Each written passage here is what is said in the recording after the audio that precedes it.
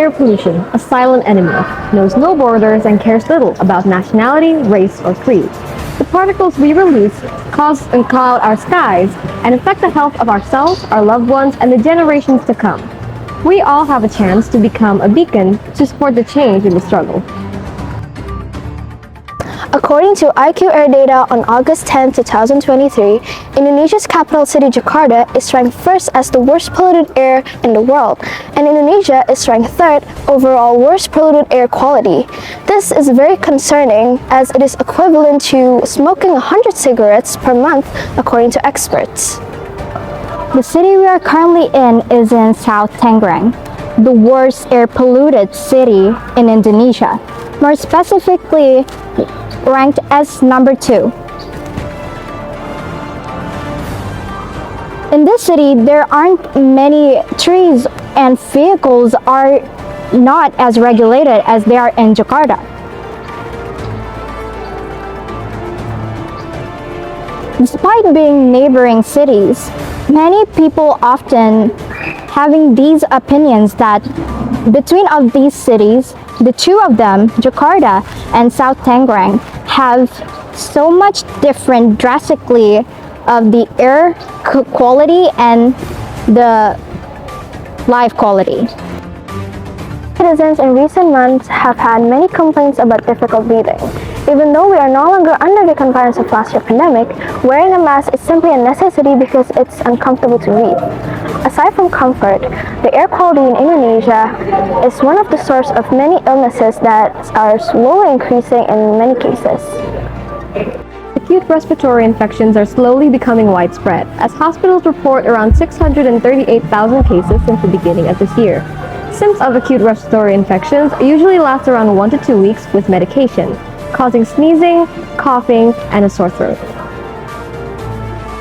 In a time where we should rebuild this economy, having these issues hinder our progress is something we must take care of. But how should we take care of this? Let's see the source of this issue. The main cause of air pollution right now is happening was because the private transportation we have. These days, every person usually has their own motorcycle or car even if they live under the same household. They would use these vehicles to go to their workplace in Jakarta.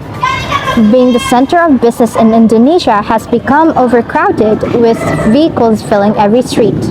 We are advised to use a 4-in-1 system, in which one car will have to have 4 people inside of it to be allowed to be driven. This agenda will push our citizens to use more public transportation and make the most out of one vehicle. But other experts also mention that the other leading cause of air pollution is the industrial factories scattered around. With no proper way to correctly filter our waste, it releases toxic smoke into our skies.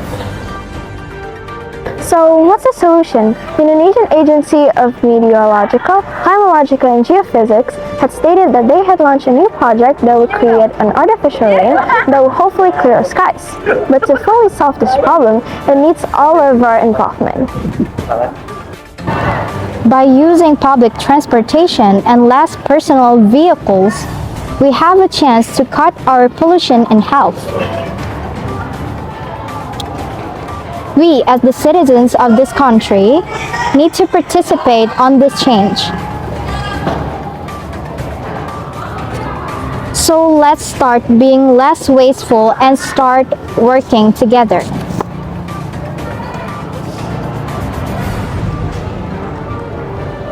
Together we can combat air pollution and clear our skies once more.